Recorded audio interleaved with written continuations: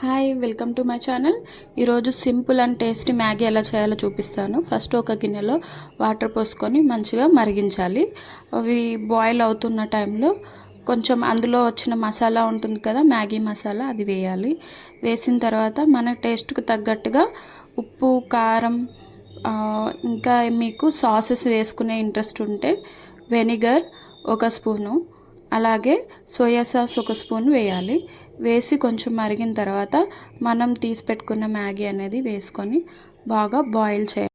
మీకు సూప్ ఎక్కువ కావాలంటే వాటర్ ఎక్కువ యాడ్ చేసుకోవాలి. ఇలా బాయిల్ చేస్తూ ఉంటే మ్యాగీ అనేది ఉడికిపోతూ ఉంటుంది. ఇందులో క్యారెట్, బీన్స్, క్యాప్సికమ్ లాంటివి వేసుకోవచ్చు. మ్యాగీ అనేది రెడీ అయిపోయింది. చూడండి ఎలా ఉందో.